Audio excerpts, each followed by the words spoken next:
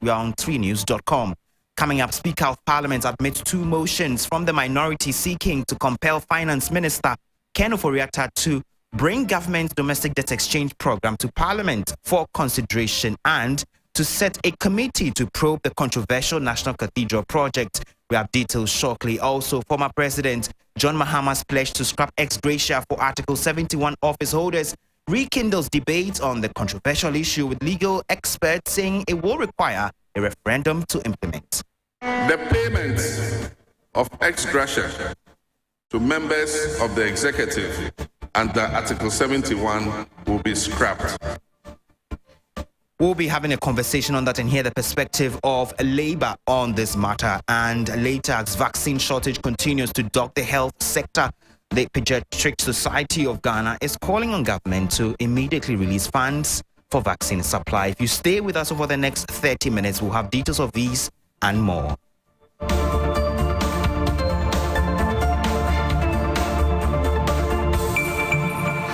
Thank you for joining us from wherever you are. I am Komla Adom. Let's begin from Parliament, where information coming through indicates the Speaker, Alban Bagbin, has just admitted 2 motions from the minority seeking to compel Finance Minister Ken Ofori-Atta to bring the domestic debt exchange program to Parliament for consideration. The Speaker has also set up a committee to probe issues relating to the National Cathedral project.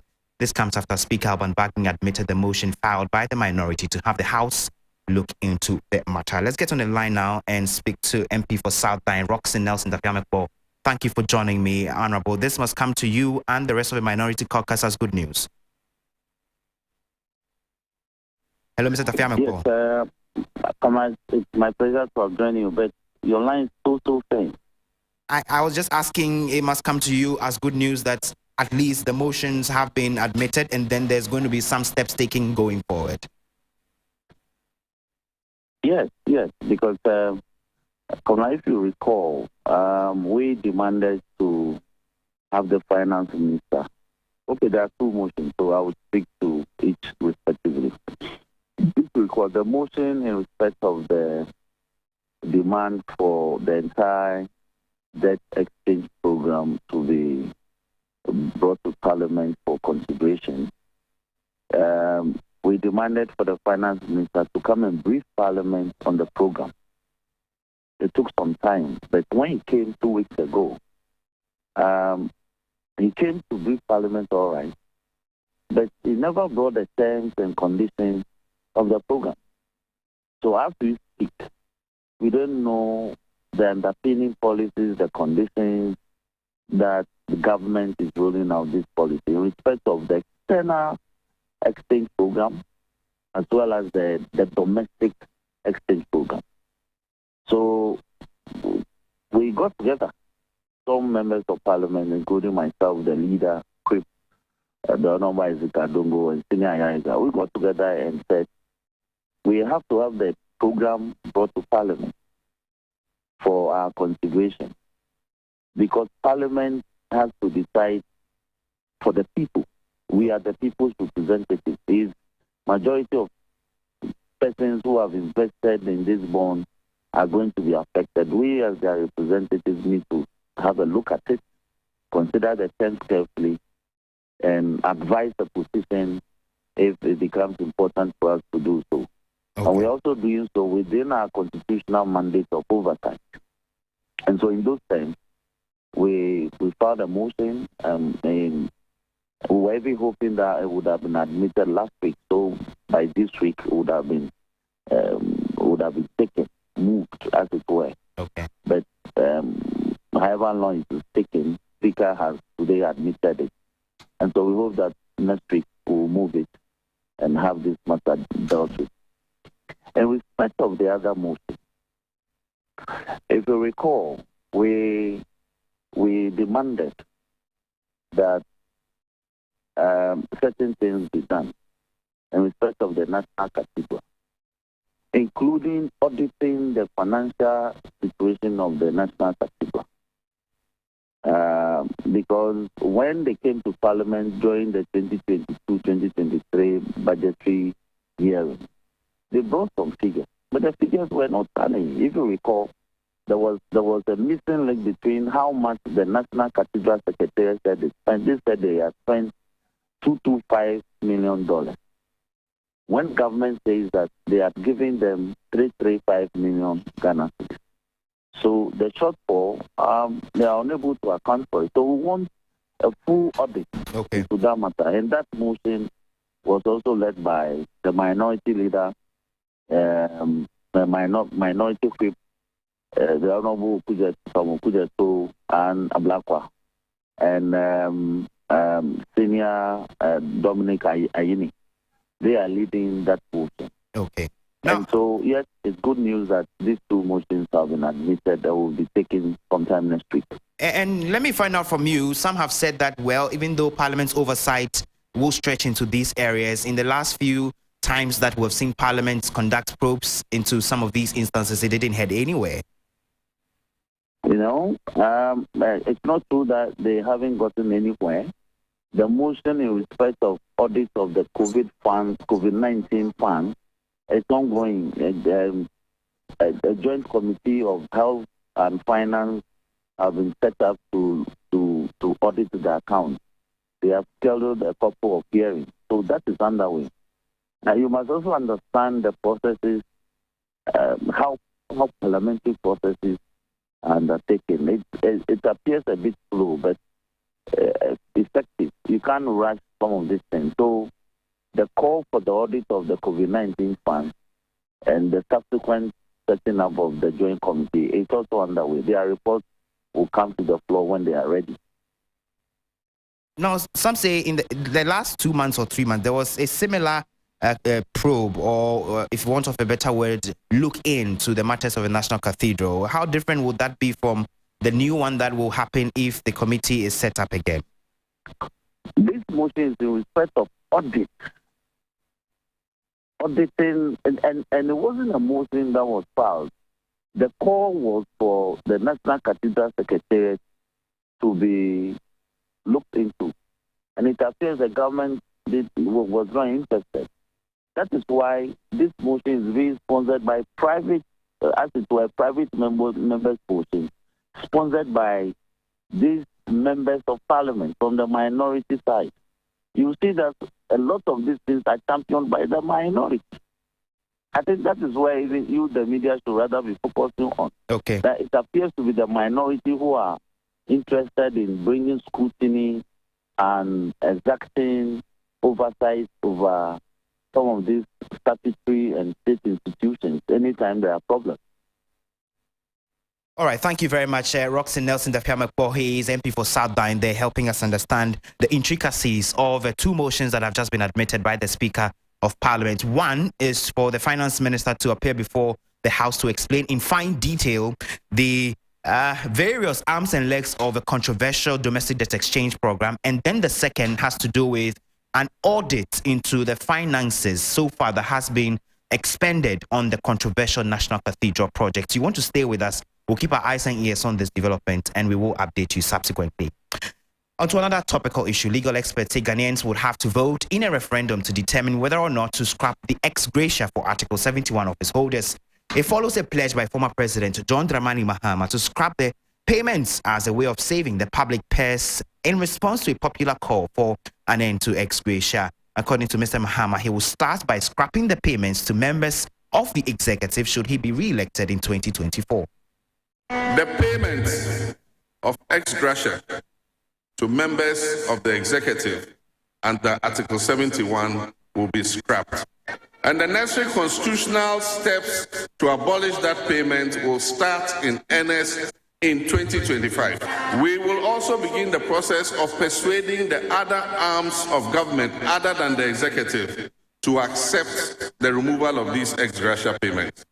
So you heard there, John Mahama, he just launched a campaign sometime yesterday to lead the NDC into election 2024. And one of the things he mentions is to champion the scrapping of ex gratia. And we know the ex gratia falls under Article 71, which is an entrenched provision of a 1992 constitution. That article can only be amended through a referendum. Private legal practitioner Martin Kwebu has been explaining. Yeah, Article 71 is an entrenched clause because the Constitution says so. The Constitution says so in Article 290. Yes, that's what the Constitution says. Maybe, okay, or we can refer to it. Article 290, that's 290 plus 1, lists the clauses that are entrenched. And one of them is Article 71, because 71 falls under the executive, that's chapter 8. Yes. So to the extent that 71 is part of chapter 8, it's squarely within the entrenched clauses. And when we say entrenched, so meaning that if we want to amend such a clause, we would have to go through a referendum. I mean, there are other processes, but the reason we like to mention referendum is that then it will be clear to everybody dealing with it, the enormous task ahead. So that's the whole thing. You heard there, Martin Kpebu. Well, he believes it will take not less than a year to be able to organize this referendum to ensure the ex gratia provisions are scrapped. Wow. It could take, it's not going to take less than a year at all. The reason I'll say it can't take less than a year is that even in terms of the parliamentary procedure, so we are not talking about a step-by-step approach, but I'm just using a few provisions to illustrate why it cannot take less than a year. Number one, you say when you're going to a referendum, you are going to have to educate the masses, right? And the reason we must go through a referendum is that it's so stated in Article 290 plus 4 that there must be a referendum. We'll come to the percentages. But as soon as you say there's going to be a referendum, practically you must educate people. And so going to educate people will take months. You have to do adverts and all that, try to educate, have more town hall meetings, so many things. And then now you come to 290 clause 3 itself. Under clause 3, it says that when the bill, that's the document that is going to contain the amendment, that's going to be used for the amendment, is published in the Gazette. And when we say Gazette, that is the official facility that they let official documents pass through so that people can access. The Gazette is used for other purposes, but I'm talking about this specific purpose. So it's published there. So when it's published there, you can go and get a copy.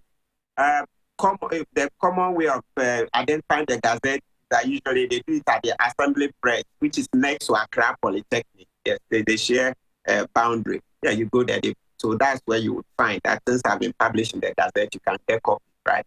So the point I'm making is that it must be published for 6 months. It says that Parliament should not touch the bill unless it's been published for at least 6 months. So 6 months will have to pass before Parliament will touch it. And then also, the Council of State, the Speaker has to refer this same bill to the Council of State, and the Council of State must give its advice within 30 days. You say, so it can be on the 30th day. And don't forget, once they hand it back, that's when they take their advice back to Parliament. Sometimes it may take a few days before the Speaker can look at it. So even going by the provisions alone, I've already shown that in Article 290 Clause 3, you require 6 months for it to be a public, and also to allow people to access it. Then 290 Clause 2, Council of State has 30 days to abide. So there's 6 months plus the 1 month. You are getting 7. And then I'm saying that Parliament itself, don't forget there are processes within Parliament. You know, they will do first reading, second reading, consideration, all those things. So you see why this cannot take less than a year. And of course, we started with the advice that has given to the education that has to be given to the populace. We need to be educated on why we should amend and all that. So this is the business that cannot be conducted in less than a year. You heard the private legal practitioner Martin Kpebu outlining the elaborate long road we have to travel to ensure the amendment to the provisions to ensure the scrapping of the ex gratia. And you also would know that in the last few hours since the pronouncement, many have been reacting to this. Civil society organizations have been lending their voices in the support of the scrapping of the ex gratia. You also know that it has been a subject of controversy, leading labor agitations in the last few months, workers complaining of salary disparities between those in the bracket of Article 71 and those public sector workers who are across various sectors in the public space. We'll be getting the perspective of a labor analyst on this and whether or not this is a good news for the public sector workers and what next few steps should be taken to ensure the labor space remains calm while all of these processes to ensure a yes or no vote is successful happens sometime when the NDC comes into office in 2025 if Ghanaians give them the mandates per the expectations of the party and their leader, John Dramani Mahama, who is seeking to lead the party into that crucial election. We are working the phone lines to speak to a labor expert, Seth Abloso, and when we have him on the line, we will engage him on this particular one. Labor expert Seth Abloso is a labor consultant, acting general secretary for the Professional Allied Workers Union. We'll be trying the phone lines to get through to him. But while we wait for that, the Pediatric Society of Ghana is warning of dire consequences for the health sector if the vaccine shortage being experienced currently persists. Health facilities across the country have run short of critical vaccines for combating diseases like measles and other childhood diseases. Already, the northern part of the country is battling measles outbreak.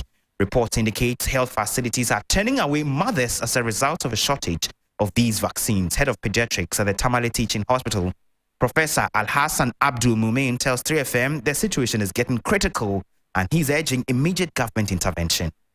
We have already started recording some deaths in our health facilities from complications of measles.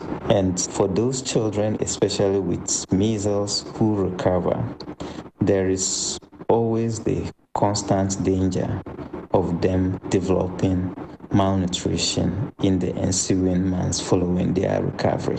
As a Pediatric Society of Ghana, therefore, what we recommend for the government of Ghana to do is to, one, as a matter of agency, make funding available for the procurement and distribution of these essential commodities.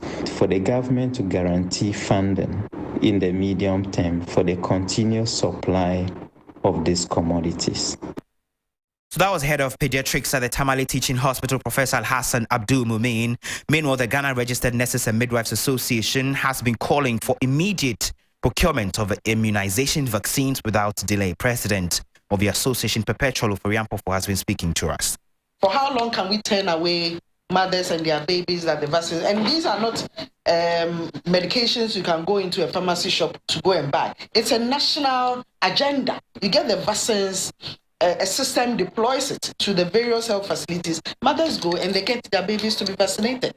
So it is a crisis that we are finding ourselves in. And I'm saying we should mitigate that crisis by ensuring that we get the vaccines. In the long term, we should take the issue of developing our own vaccines very seriously. We need to focus on it and get it done as soon as possible so that we don't waste millions of cedis importing vaccines for use in our own country. If COVID-19 hasn't taught us anything, that is one crucial lesson that we should learn. That when it comes to the West, the powers that be will protect whatever they have for their own citizens. And therefore, we must get our own so that we can use it for our own population. You had the president of the Ghana Registered Nurses and Midwives Association, Perpetual Oforiampofo. Cecilia Senu is a leading member of the Health Sector Non-State Actors Charter. They've been monitoring the space closely. She's joining me on the phone. Thank you for joining us. And we know this is becoming increasingly difficult where access to vaccines across health facilities has been a challenge. What should we be doing to prevent a full-blown crisis on our hands? Can you come again, please? It's a bit breaking. I'm saying this concern has been blown up in the last few days. We just played one of the health officials at the Tamale Teaching Hospital speaking about people losing their lives as a result of these shortages. And I'm saying, how could we deal with this in the shortest possible time to prevent a full-blown crisis? Okay. I think this is a bit worrying. One, these are children. These are the future generations for this country. And if they are not protected now, that means they will be exposed to a lot of diseases. You know, our part of the world is full of diseases, and we are carrying the the highest burden of diseases. And so as they are protected early, the better for this country, and it will save a lot of money. So the government, as a matter of urgency, to mobilize support of stakeholders, Ghanaians, and reallocate resources and quickly request for emergency shipment of vaccines that can be deployed to all the regions, all the health facilities, because every day young people, children are being delivered.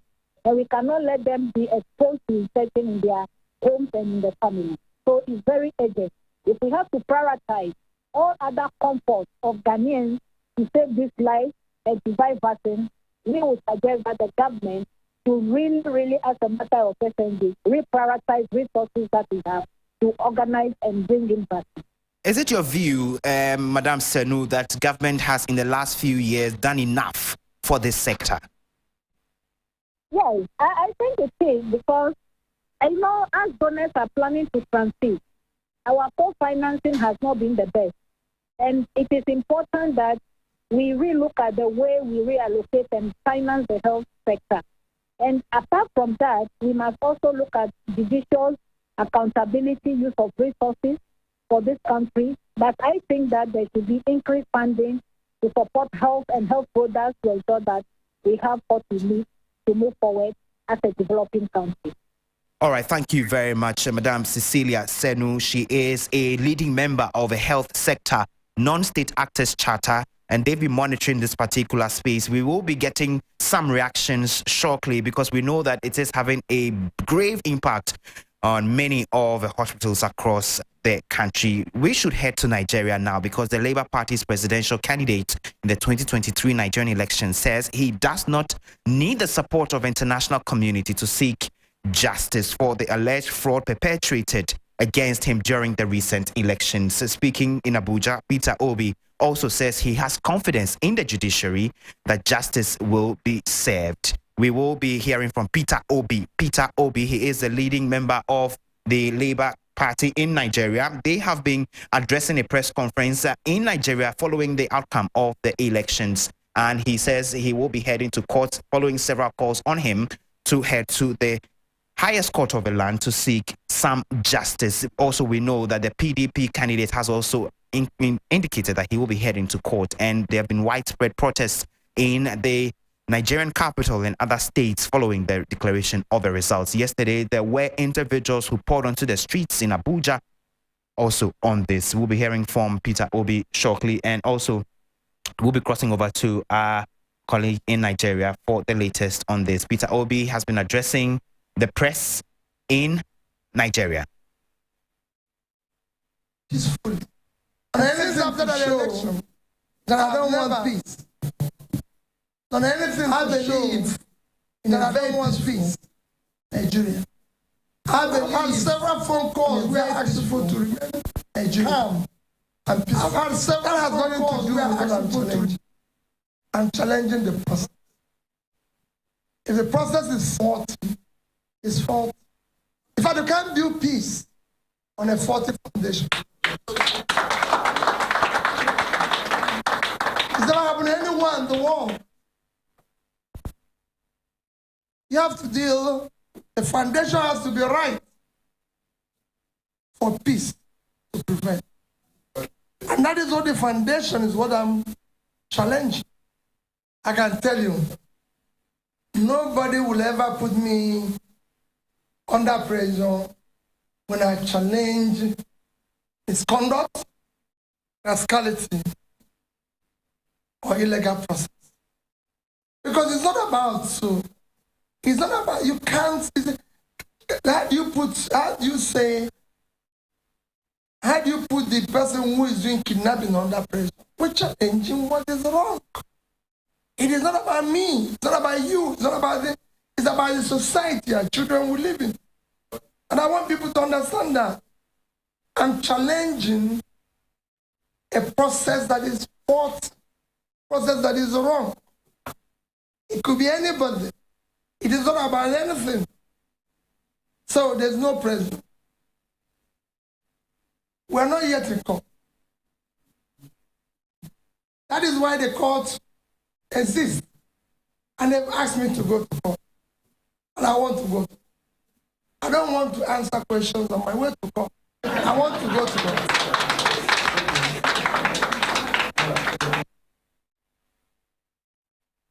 So you heard that Peter Obi, he is the leader of the Labour Party, indicating in the strictest sense that he will be heading to court to challenge the elections. And some news just coming through from Nigeria.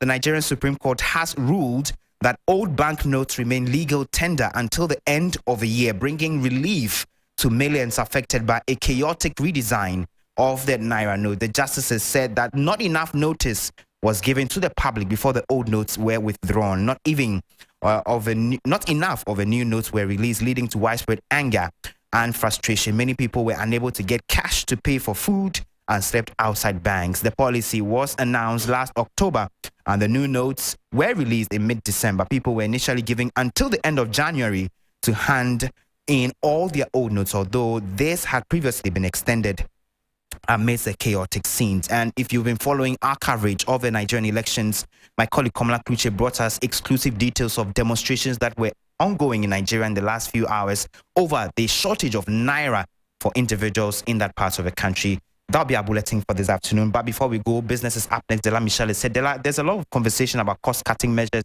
and reactions to the DDP program. Yes, you will recall that just recently we heard from Angela Merkel with regard to what government should do if we really want a bailout from the IMF. She was very emphatic that we need to cut our expenditure. You recall this is a conversation we've been having since last year when the whole IMF bailout was actually, the conversation started in the country. Now we are hearing from banking consultant who says that's Dr. Richmond Ituohene, who is saying that this is not Germany that is speaking. This is the EU that is talking. So we have the details of this particular story and many others, including the DDEP and, of course, our Friday feature. You want to stay with Dela Michelle for the latest in business, but that'll be our bulletin. If you log on to twnews.com, you'll find a lot more. Good afternoon.